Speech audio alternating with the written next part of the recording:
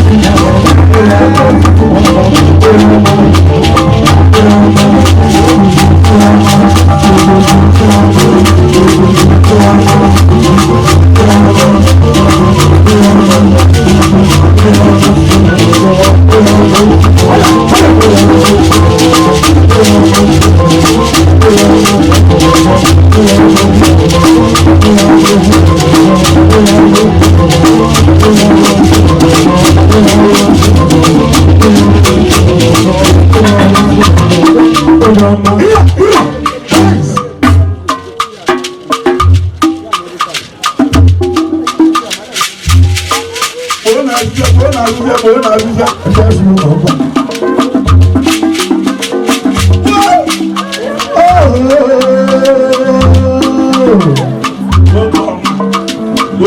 Ọdún bá yẹ lọ ní ìgbà náírà.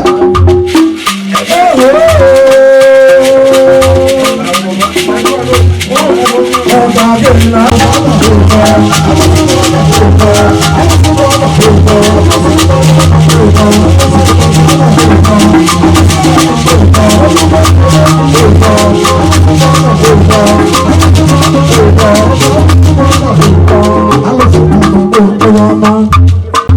mmeri ihe ọma ị na-eje n'igwe Chineke na-ala ga ezigbo ihe sọọsọ ihe a bụ ime dị n'igwe bụ igburu mmadụ ebe mistake mebe ilire n'igwe ọzọ bụ ijeri biznes ọkụ moslet ma ga-etinye ya n'ihu igbe onye na-ezu olu ebe ị kere obi mmanụ nwoke iwe neke ihu ma abịa ego enigwe stret ise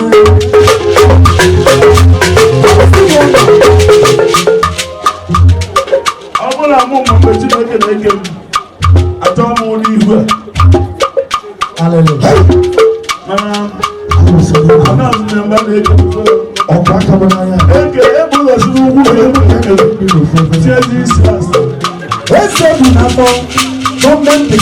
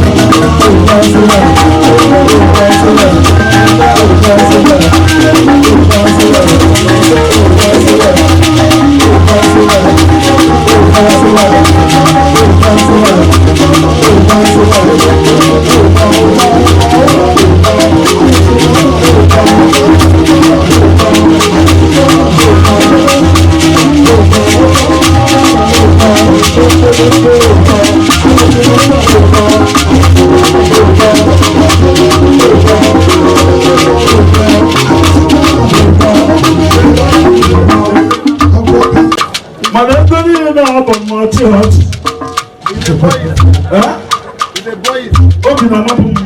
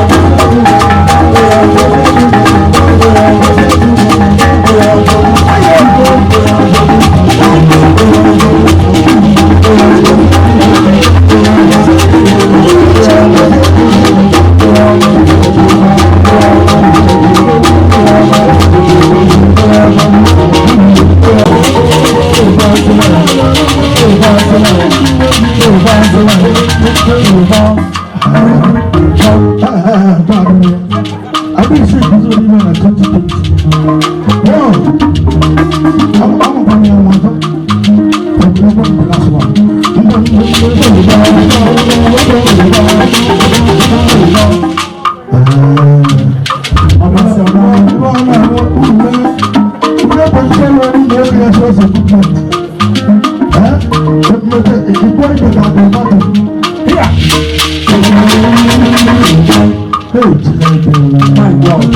I don't know if you're going to start to another 17, 20,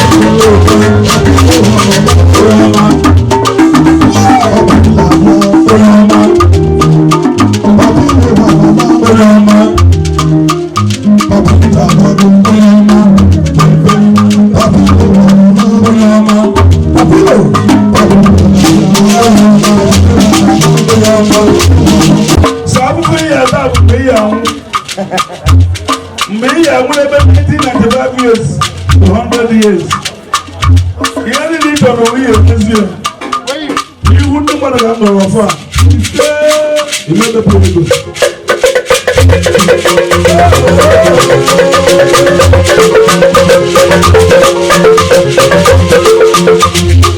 Come on, Connie. Come on, Connie. I'm going to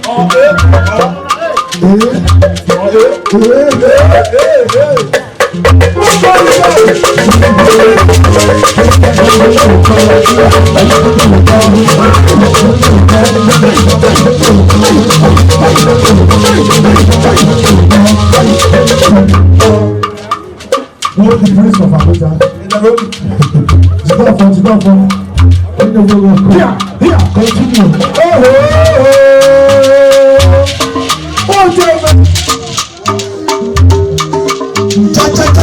Stop. Here, continue. Yeah. Okay, because the people.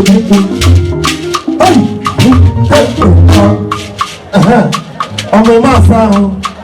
Olumo JGS. Sense of Africa. I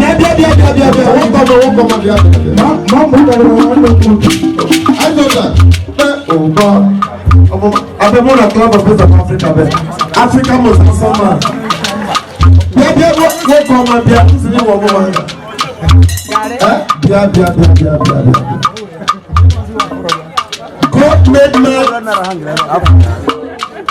God made man in his own image.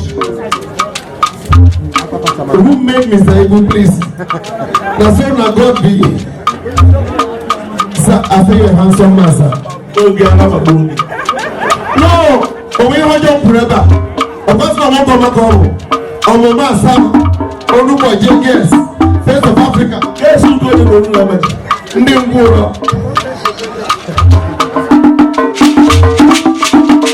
Papa, bia.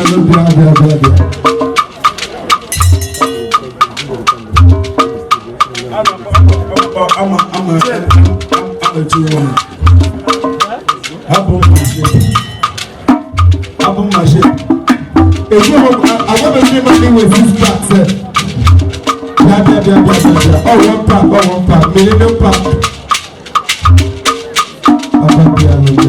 Uncle, send the area thunder. Send the area thunder. No one. Thunder. In our world. Here. Hey.